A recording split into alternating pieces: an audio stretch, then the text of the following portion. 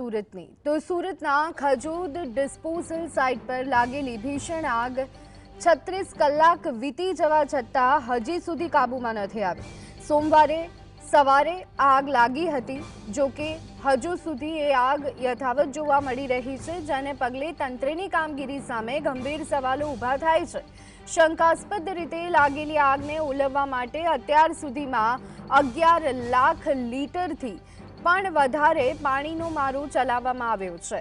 હાલ ઘટના સ્થળે ફાયર બ્રિગેડની 6 ગાડીઓ કાર્યરત છે, પરંતુ કચરાના ઢગલા નીચે લાગેલી આગના કારણે ધુમાડાના ગોટે ગોટા દૂર દૂર સુધી દેખાઈ રહ્યા છે। સ્થાનિકોનો આક્ષેપ છે કે તંત્ર આગ ઓલવવામાં ઉદાસીનતા દાખવી રહ્યું છે।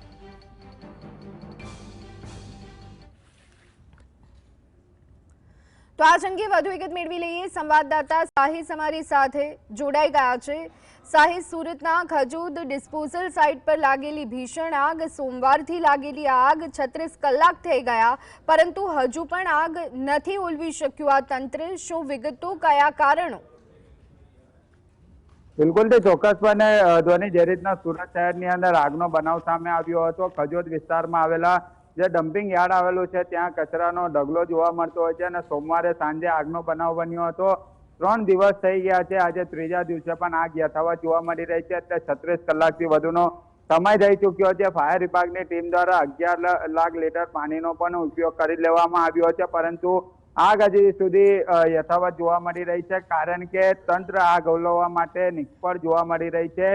જ્યારે જીએસટીવીની ટીમ અત્યારે ડિસ્પોઝ યાર્ડ પર પહોંચી છે, ત્યારે અહીં સ્પષ્ટપણે મીડિયાને રોકવામાં આવ્યા છે, કારણ કે તેમના દ્વારા જણાવવામાં આવ્યું છે કે પરમિશન લઈને આવો એવી સ્પષ્ટ વાત જે છે તે કરવામાં આવી રહી છે। જે અત્યારે આ ગેટ આવેલું છે, તે ગેટ પરના આપણે એ દ્રશ્યો બતાવવાનો પ્રયત્ન કરી રહ્યા છે કે ડિસ્પોઝલ સાઇટ લખેલું છે અને ત્યાં અંદરની સાઇટ પર આગનો બનાવ બન્યો છે। જે ફાયર વિભાગની ટીમ અત્યારે અંદર કામગીરી પણ કરી રહી છે, પરંતુ જે દ્રશ્યો બતાવવા માટે મીડિયાની ટીમ આવતી હોય છે ત્યારે અહીં રોકવામાં આવ્યા છે અને તેમના દ્વારા જણાવવામાં આવ્યું છે કે પરમિશન ટીમ લઈને આવો તેવી વાત જે છે કરવામાં આવી છે। શા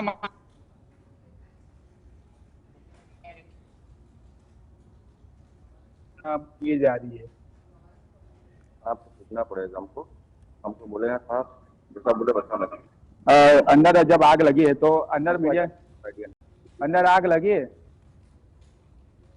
अंदर आग लगी हुई है, आग एकदम बिल्कुल एकदम सही है। फायर की टीम आ रही है, काम चालू है कंटिन्यू। तो मीडिया को अंदर क्यों जाने नहीं दे रहे, उसका रीजन क्या है?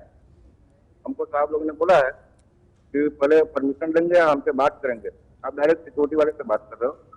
आग लग रही है, लगी हुई है, फायर विभाग की टीम कामगिरी कर रही है, तो परमिशन किस चीज के लिए? आपको साहब को मैं बुला रहा हूँ, साहब से आप बात कर लीजिए। आप हमारे ऊपर माइक रख दिए हैं, ठीक है, आप साहब से बात कीजिए ना।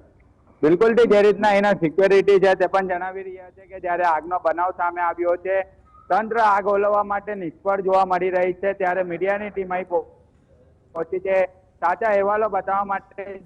જ્યારે જીએસટીવીની ટીમ અહીં પહોંચશે ત્યારે અહીં મીડિયાને રોકવામાં આવ્યા છે, પરમિશન લઈને આવો તેવી વાત કરવામાં આવી રહી છે। જે આગનો બનાવ બન્યો છે, 36 કલાકથી વધુનો સમય થઈ ચૂક્યો છે, પરંતુ આગ હજી સુધી બેકાબુ જોવા મળી રહી છે। કારણ શું હશે આગ બેકાબુનો તે હજી સુધી જાણી નથી શકાયું, પરંતુ જ્યારે ફાયરના અધિકારી છે, deputy chief fire officer HD ધોબીને પણ ફોન કરવામાં આવ્યો, ત્યારે તેમના દ્વારા પણ ગોળ ગોળ જવાબ આપવામાં આવ્યા છે। ચીફ ફાયર ઓફિસર બસંત પરીખને ફોન કરવામાં આવ્યો, ત્યારે તેમના દ્વારા પણ ફોન ઉપાડવામાં નથી આવ્યો। જ્યારે બીજા ફાયર ઓફિસર છે હરેશ ગઢવી કરીને, જે વેસુ ફાયરના અધિકારી છે, તેમને કોલ કરવામાં આવ્યો, ત્યારે તેમને જણાવ્યું છે કે હું પલસાણા આવ્યો છું। એટલે એક બાદ એક ખો આપવામાં આવી રહ્યો છે, પરંતુ ધ્વનિ આગ લાગી છે તો આગ હજી સુધી કેમ નથી કાબુમાં આવી તે એક મોટો પ્રશ્ન ઉપસ્થિત થઈ રહ્યો છે। અધિકારીઓ એકબીજાને ખો આપી રહ્યા છે, પરંતુ મીડિયાને ચોક્કસપણે કારણ નથી બતાવી રહ્યા અને હાલ અત્યારે અહીં ગેટ પર મીડિયાને રોકવામાં આવી રહ્યા છે। અંદર જવા માટેની પરમિશન લઈને આવો તો જ અંદર જવા મળશે તેવી વાત અત્યારે કરવામાં આવી છે। જી આભાર સાહિસ, સમગ્ર માહિતી આપવા બદલ। કદાચ